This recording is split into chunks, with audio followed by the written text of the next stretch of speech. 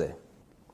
یہ بات کہاں تک درست ہے کہ ہم عالمی نبی کی عالمی امت ہیں تو ہمیں عالم کی تبلیغ کے لیے نکلنا چاہیے؟ آج کل جو عام طور سے تنظیمیں اور جماعتیں ہیں جو دعوت کا کام کرتی ہیں یا لوگوں کو دین کی طرف بلاتی ہیں، وہ ان کے ذہن میں یہ تصور ہوتا ہے کہ ہم داعی ہیں، یعنی اور سب لوگ تو خراب ہیں اور ہم ان کو ٹھیک کرنے کے لیے نکلے ہیں۔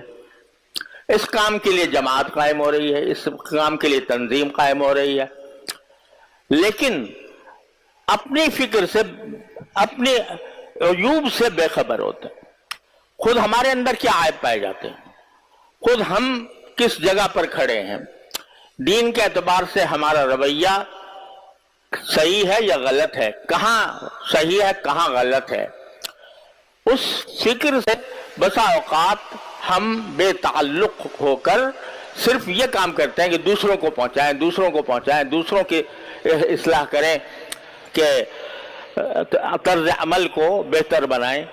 اس پر ساری توجہ اس پر مرکوز ہوتی ہے، اور خود اپنا کیا حال ہے اور ہم کس درجہ دین پر صحیح معنی میں کاربند ہیں اور کہاں کہاں ہمارے اندر نقائص ہیں، یہ فکر اس دوسروں کی اصلاح کی فکر میں خود ختم ہو جاتی ہے۔ اس کا نتیجہ یہ ہوتا ہے کہ ہماری دعوت بھی اور ہمارا دین کو پھیلانے کا جذبہ بھی وہ اتنا کامیاب نہیں ہوتا جتنا ہونا چاہیے۔ رسول کریم سرور دو عالم صلی اللہ علیہ وسلم نے جب دعوت کا آغاز فرمایا تو یہ کام کیا کہ جتنا دوسرے لوگوں کو حکم دیا کہ تم ایسا کرو، 5 نمازیں فرض ہیں تمہارے ذمہ، تو دوسروں کو تو 5 نمازیں فرمائیں، لیکن خود 8 نمازوں کا مکمل اہتمام فرماتے تھے، اشراق، تہجد اور رات کے وقت میں تہجد اور اوابین۔ تو دوسروں کو کہا کہ نہیں، تمہیں اتنی کرنے کی ضرورت نہیں ہے، یعنی لازمی نہیں ہے تمہارے ذمہ، لیکن خود کر کے یہ دکھایا۔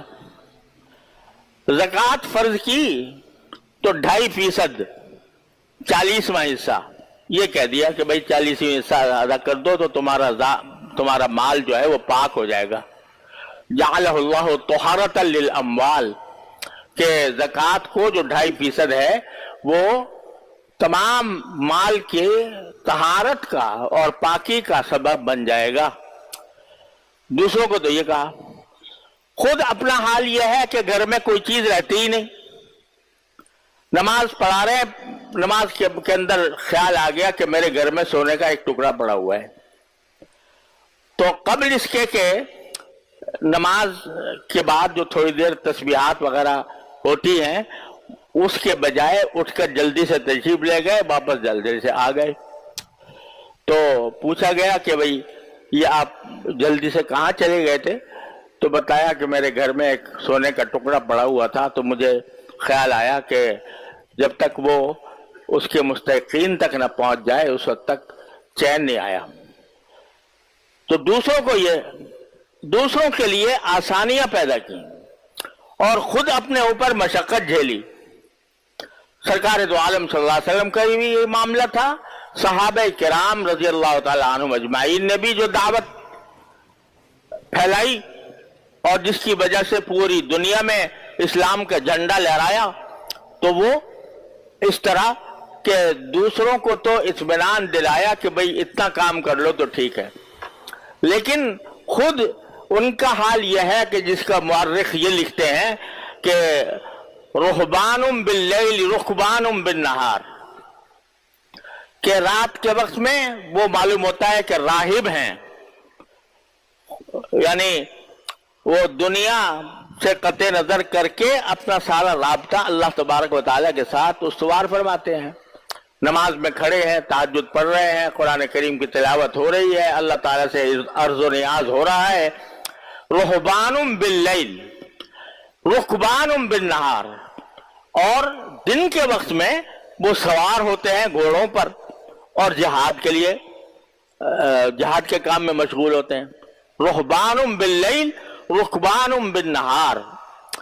اور یہ بات کسی مسلمان نے نہیں کہی، بلکہ جو مخالف دشمن تھا وہ جب مسلمانوں کے کیمپ کا حال معلوم کرنے کے لیے آیا اور اس نے جا کر اپنے سرداروں کو رپورٹ دی، تو اس میں کہا بھئی ان لوگوں سے مقابلہ کرنا مشکل ہے، اس لیے کہ ان کا حال یہ ہے کہ رہبان باللیل رکبان بالنہار. تو یہ صحابہ کرام کا بھی معمول اس پر رہا. جہاں اللہ تعالیٰ نے یہ فرمایا کہ اپنی فکر کرو، اور جو لوگ کے گمراہی میں پڑے ہوئے ہیں وہ تمہیں، اگر تم سیدھے راستے پر ہو تو وہ تمہیں کوئی نقصان نہیں پہنچائیں گے. تو وہی ساتھ میں فرمایا الی اللہ مرجعکم فینبئکم بما کنتم تعملون. تم سب کو اللہ کے پاس لوٹنا ہے اور وہ تمہیں بتائے گا کہ تم زندگی میں کیا عمل کیا کرتے تھے. لہذا یہ جو اپنی اصلاح کی فکر، اس سے کوئی بھی مستثنا نہیں. یہاں تک کہ ہمارے حضرت حکیم الامت مولانا شبیہ صاحب تھانوی رحمۃ اللہ علیہ، بہت سے لوگوں کو انہوں نے خلفاء بنایا، اپنا مجاز بنایا کہ بھئی اب تم الحمدللہ دین صحیح طریقے سے سمجھ بھی گئے ہو اور فی الجملہ اس کے اوپر کاربند بھی ہو، تو اب ہم تمہیں اجازت دیتے ہیں کہ دوسروں کو بھی بیعت کر لیا کرو، دوسروں کو بھی تلقین کر لیا کرو. خلیفہ مجاز جس کو کہتے ہیں. آج تو خلافت بڑی سستی ہو گئی ہے، جو ذرا سا چند دن کسی مرشد کے پاس رہ لیا تو بہت جلدی اس کو خلافت عطا کر دی جاتی ہے. لیکن حضرت حکیم الامت قدس اللہ تعالیٰ سرہ کا جو طریق ہے، اس میں خلافت تو کجا، بیعت جو ہے وہ بھی جلدی نہیں کرتے تھے. فرمایا کرتے تھے کہ اصل چیز اصلاحی تعلق ہے. بیعت نہ فرض ہے، نہ واجب ہے، نہ کوئی ایسی لازمی چیز ہے کہ اس کے بغیر انسان کی نجات نہ ہو. ایک برکت کی چیز بے شک ہے، لیکن اصل کام جو ہے وہ اصلاح کا ہے، اور اصلاح ظاہر کی بھی اور باطن کی بھی. تو اصل کام جو ہے وہ یہ کہ کسی شیخ سے تعلق قائم کر کے آدمی اپنے ظاہر و باطن کی اصلاح کرے. بیعت اسی لیے حضرت جلدی نہیں کرتے تھے بیعت کرنے میں. پہلے آنا جانا ہو، خط و کتابت ہو، ایک دوسرے کے ساتھ مناسبت پیدا ہو، اور پھر اعتقاد بھی ہو، جو باتیں بتائی جائیں ان کے اوپر عمل بھی کرے.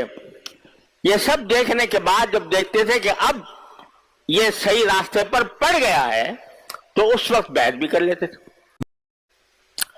تو بیعت میں بھی جلدی نہیں کرتے تھے، اور بیعت کرنے کے بعد خلافت دینے میں بھی جلدی نہیں، بلکہ اس کو ہر طرح سے جانچتے تھے، اور جانچ کر پھر کسی کو اجازت دیا کرتے تھے کہ بھئی آگے تم اب میرے سلسلے میں دوسروں سے بیعت بھی کر سکتے ہو، ان کو تلقین بھی کر سکتے ہو.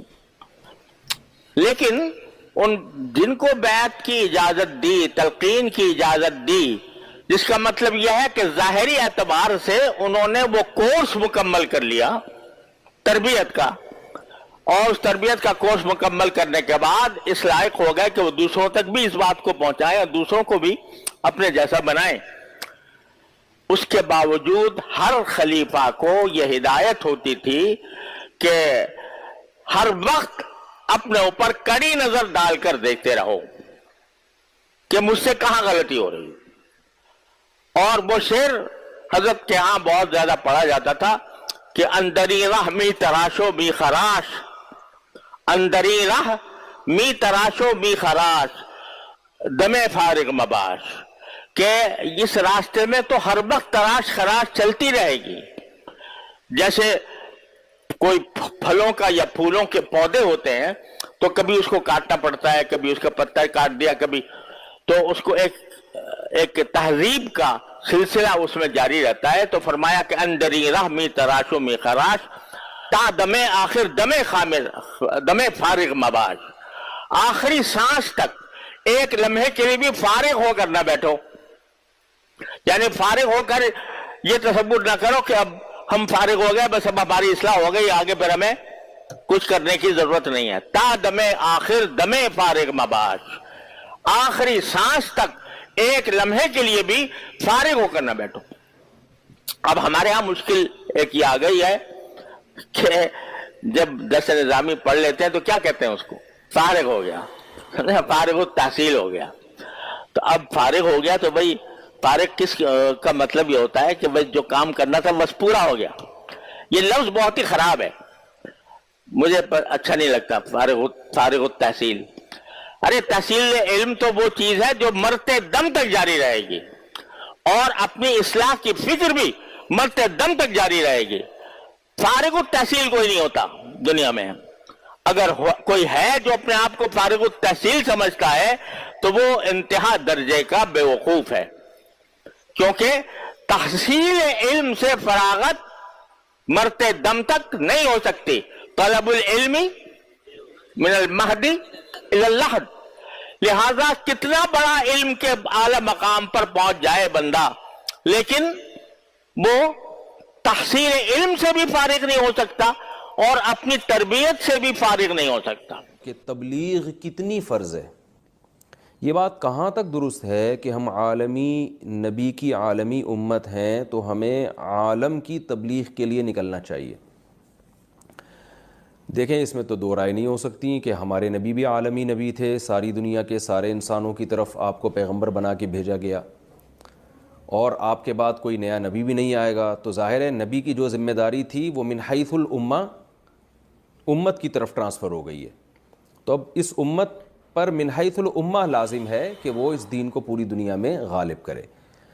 تو من حیث الامہ کا مطلب یہ ہوتا ہے، تھوڑی گاڑی اردو استعمال کر رہا ہوں، کہ کسی ایک فرد کی ذمہ داری نہیں ہے، اب امت کی حیثیت سے ذمہ داری ہے. نبی صلی اللہ علیہ وسلم پر تو یہ فرض عین تھی کہ پوری ذمہ داری آپ پر اکیلے پر تھی، تو آپ صلی اللہ علیہ وسلم نے یہ پوری امت کو اس کا ذمہ دار ٹھہرایا. تو اب امت کے ہر فرد پہ اپنی صلاحیت کے بقدر اور اپنی جو ہے نا وہ جتنی استطاعت اس میں ہے اور جتنی صلاحیت ہے اس حساب سے اس پر تبلیغ فرض ہے. تو ایک درجہ تو تبلیغ کا وہ ہے جو صحیح حدیث میں آپ صلی اللہ علیہ وسلم نے فرمایا، من رأى منکم منکرا فلیغیرہ بیدہ فإن لم یستطع فبلسانہ فإن لم یستطع فبقلبہ وذلک اضعف الایمان. صحیح حدیث ہے کہ جو تم میں سے کسی گناہ کو ہوتے ہوئے دیکھے تو اس پر لازم ہے کہ وہ اسے اپنے ہاتھ سے بدل ڈالے. ہاتھ سے بدلنے کی طاقت اگر نہیں ہے، طاقت نہ ہونے کا مطلب یہ ہے کہ استطاعت ہی نہیں ہے، یا یہ کہ اگر ہاتھ سے بدلے گا تو اس سے بڑا فتنہ کھڑا ہو سکتا ہے، انفرادی سطح پہ فتنہ یا اجتماعی سطح پہ کوئی امت کو بڑا فتنہ ہو سکتا ہے. تو ایسی کنڈیشن میں آپ نے فرمایا فبلسانہ، زبان سے روکے. اور اگر بولنے میں بھی فتنہ ہے یا بولنے کی طاقت نہیں ہے، ایسا ری ایکشن ہوگا کہ یہ برداشت نہیں کر سکے گا، یا ری ایکشن تو نہیں ہوگا لیکن اس کی ذات کے لیے تو ری ایکشن نہیں ہوگا، لیکن اجتماعی سطح پہ امت مسلمہ کو کوئی نقصان اس سے ہو سکتا ہے یا مصلحت کے خلاف یہ کام ہو سکتا ہے، تو ایسی صورت میں فرمایا نبی صلی اللہ علیہ وسلم نے فبقلبہ، اپنے دل سے بدل ڈالے. دل سے بدلنے کا مطلب یہ کہ نیت رکھے کہ جب مجھ میں طاقت ہوئی میں اس گناہ کو تبدیل کر دوں گا. تو اتنا یہ ایمان کا آپ صلی اللہ علیہ وسلم نے آخری درجہ قرار دیا ہے. تو اس درجے میں تبلیغ یہ ہر ایک پر فرض عین ہے، اس شرطوں کے ساتھ، جو ترتیب کے ساتھ جو حدیث میں وارد ہوئی ہے کہ کوئی بھی گناہ کو دیکھو تو دل میں یہ خیال آنا چاہیے. اچھا، ایک بات یہ. دوسری بات یہ ہے، رہا یہ مسئلہ کہ مسلمانوں کی کوئی اجتماعی جماعت اجتماعی سطح پہ یہ کام کرے، تو قرآن مجید نے اس کا بھی تذکرہ کیا، وَلْتَكُمْ مِنْكُمْ أُمَّةٌ يَدْعُونَ إِلَى الْخَيْرِ، تم میں ایک جماعت ایسی ہونی چاہیے جو لوگوں کو خیر کی طرف بلائے. تو مسلمانوں کی ایسی تنظیمیں ہونی چاہیے، چاہے وہ تبلیغی جماعت کی صورت میں ہو یا کسی بھی تنظیم کی صورت میں ہو، جو مختلف محاذوں پہ اجتماعی سطح پہ کام کر رہے ہوں، جن کا بنیادی کام ہی لوگوں کو خیر کی طرف بلانا ہو. تو ایسی کوئی جماعت کا ہونا بھی ضروری ہے. ظاہر ہے جب ایسی جماعت کا ہونا ضروری ہے تو ان کو افرادی قوت بھی چاہیے ہوتی ہے، افراد کے ساتھ افراد کا تعاون بھی چاہیے ہوتا ہے. تو اتنے لوگوں کا اس کام میں مشغول ہونا جس سے جو ہے دین دنیا میں پھیلنا شروع ہو جائے، غالب ہونا شروع ہو جائے، تو یہ امت کی ذمہ داری ہے. لیکن کسی فرد واحد کو لے کر یہ نہیں کہا جا سکتا کہ اس پر 4 مہینے لگانا فرض ہے، یہ اس پر فلانی تنظیم میں جانا فرض ہے، یہ اس پر یہ والا تبلیغ کا کام فرض ہے. کیونکہ شریعت نے جس چیز کو مبہم اور مجمل رکھا ہے تو ہم بھی اس کو مجمل ہی رکھیں گے. ہم عمومی طور پر بیان کریں گے کہ بھئی تبلیغ فرض ہے، بس مسلمانوں پر فرض ہے، آپ پر فرض ہے، آپ پر فرض ہے، آپ پر فرض ہے، کس طرح سے فرض ہے، یہ ڈیٹیل میں جانا یہ بہت مشکل کام ہے. یہ ہر ایک کا اللہ سے معاملہ ہے، کس میں کتنی استطاعت ہے اور کس کے پاس کتنے وسائل ہیں، اس کو دیکھ کر ہوگا. یہ دوسری بات یہ کہ تبلیغ کا کوئی ایک طریقہ متعین نہیں ہے، بلکہ تبلیغ بہت سارے طریقوں سے ہوتی ہے. علماء دلائل کے ذریعے تبلیغ کر رہے ہوتے ہیں، باطل فرقوں کا جواب دے رہے ہوتے ہیں، وہ جو کنفیوژن پھیلا رہے ہیں اس کنفیوژن کو دور کر رہے ہوتے ہیں. اہل باطل جو کنفیوژن کر رہے ہیں، باطل فرقوں کا جواب بھی ہوتا ہے، باطل مذہب کا جواب بھی ہوتا ہے اس میں. اب مثال کے طور پر دیکھیں، ڈاکٹر ذاکر نائک نے تو تبلیغ جماعت میں وقت نہیں لگایا، لیکن وہ بھی بہت زبردست تبلیغ کر رہے ہیں. لیکن اگر ڈاکٹر ذاکر نائک تبلیغ جماعت کا انکار کریں تو یہ بھی غلط ہوگا، اس لیے کہ تبلیغ جماعت جس طرح سے کام کر رہی ہے اس طرح سے ڈاکٹر ذاکر نائک صاحب نہیں کر رہے، اور حضرت مفتی تقی عثمانی صاحب جس طرح سے تبلیغ کا کام کر رہے ہیں اس طرح سے نہ ڈاکٹر ذاکر نائک کر رہے ہیں، نہ تبلیغ جماعت والے کر رہے ہیں. تو ہر آدمی کا اپنا میدان ہے. تو اس لیے دین کے تبلیغ والے جو تبلیغ کے اکابر ہیں ان سے ہم نے خود ہی یہ بات سنی ہے کہ دین کے مختلف شعبے ہیں، تو ان سب شعبوں کو زندہ کرنا ہماری ذمہ داری ہے. تو تبلیغ والے بھی کوشش کر رہے ہیں سارے شعبوں کو زندہ کریں، علماء بھی کوشش کر رہے ہیں سارے شعبوں کو زندہ کریں، اور جو دلائل کی دنیا میں مناظرے کر رہے ہیں وہ بھی کوشش کر رہے ہیں. تو ہر ایک کا اپنا اپنا طریقہ ہے، جس کو میں کہتا ہوں پشتوں میں اخپل طریقہ ہے ہر ایک کا. تو اس میں کس کے لیے کون سا طریقہ کس وقت سوٹیبل ہے، یہ فیصلہ ہر شخص خود کر سکتا ہے. اور اس میں وہ علماء کے سامنے اپنے آپ کو رکھے، وہ اس کو مشورہ دیں گے، اس کی صلاحیتوں کو دیکھ کر وہ مشورہ دیں گے. تو اس لیے تزکیہ سب پہ فرض ہے کہ اپنی بھی اصلاح کرنی ہے، دوسرے کی اصلاح کی بھی فکر کرنی ہے. کیسے کرنی ہے، کس طرح کرنی ہے، اس کے لیے کوئی متعین طریقہ شریعت نے نہیں بتایا، بلکہ زمانے کے لحاظ سے، حالات کے لحاظ سے ہر شخص کے لیے مختلف ہے. تو لہذا میں لوگوں سے ایک بات کہتا ہوں، میں کیا علماء یہ بات کہتے ہیں کہ اس بحث میں نہ پڑیں کہ فرض عین ہے، فرض عین ہے، فرض کفایہ ہے، 4 مہینے لگانا تو فرض عین تو نہیں ہے تو میں کیوں جاؤں. تو بیچارے خیر و برکات سے پیچھے رہ جاتے ہیں. بھئی آپ کو موقع مل رہا ہے، آپ وقت لگائیں تبلیغ میں، 4 مہینے لگائیں، آپ کی زندگی انشاءاللہ بدل جائے گی. پھر دوسرے شعبے ہیں. تبلیغ میں وقت لگانے کا فائدہ یہ ہوتا ہے کہ ایک فکر پیدا ہو جاتی ہے اور اللہ سے تعلق قوی ہو جاتا ہے. تو فرض عین فرض کفایہ کی فقہی بحث میں پڑے بغیر آپ وقت لگا لیں.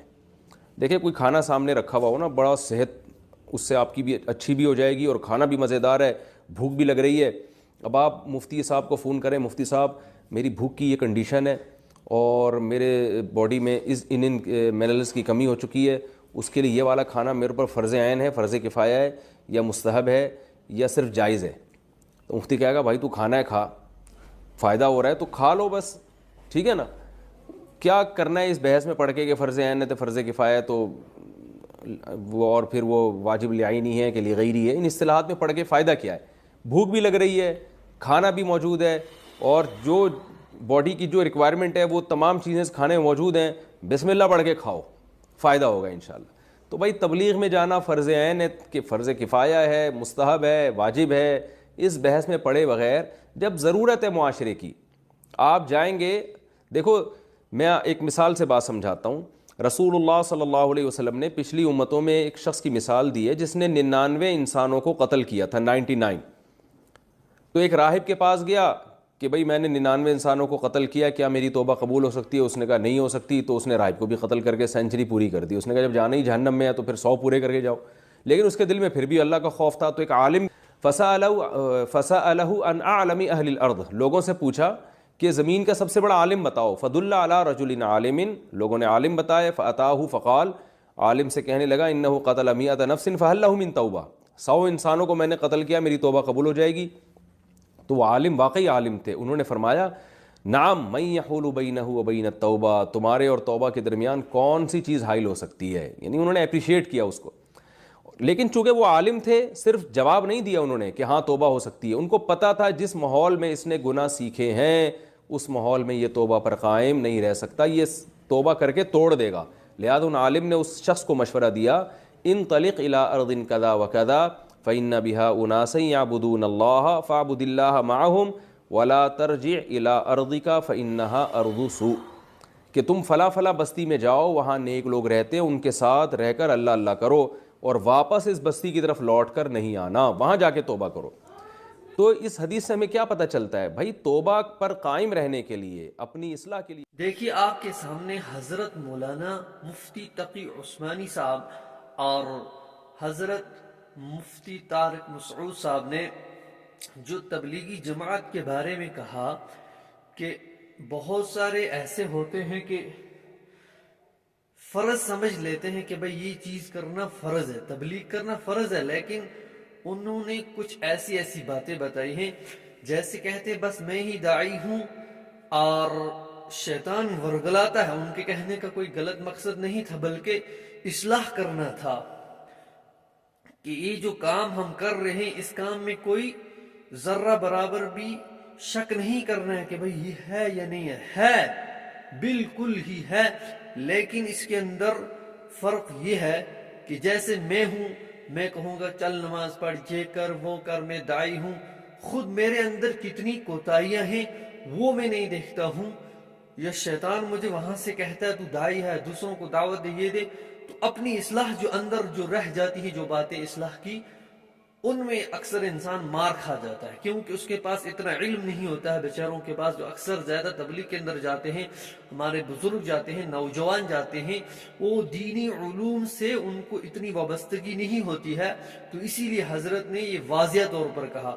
اور حضرت مولانا طارق مسعود صاحب نے جیسے فرمایا کہ بہت سارے ایسے کہتے ہیں چلہ لگانا، 4 مہینے لگانا، 3 دن لگانا یا اپنے اوپر فرض کر لینا، یہ فرض نہیں ہے بلکہ اچھا ہے۔ اور حضرت نے کتنی اچھی مثالیں دی ہیں، اور حضرت نے کیا فرمایا، اپنے طور پر تبلیغ کرتے ہیں، اور تبلیغ کرنے کا اپنا انداز بھی ہے، جیسے انہوں نے فرمایا کہ مفتی تقی عثمانی صاحب کے بارے میں، یا جو ہمارے اسکالر ہیں ڈاکٹر ذاکر نائک صاحب کے بارے میں، تو یہ وہ بھی تبلیغ کرتے ہیں۔ اب ان کو کوئی کہے گا نہیں جی وہ تبلیغ نہیں کرتے ہیں، تو اپنے طور طریقوں پر یہ کرتے ہیں، ہمیں کرنی ہے آخری دم تک، کیونکہ یہ محنت ہمیں ملی ہے اور ہمیں یہ آگے تک پہنچانا ہے۔ اللہ ہم سب کو اپنے حفظ و ایمان میں رکھے۔ السلام علیکم۔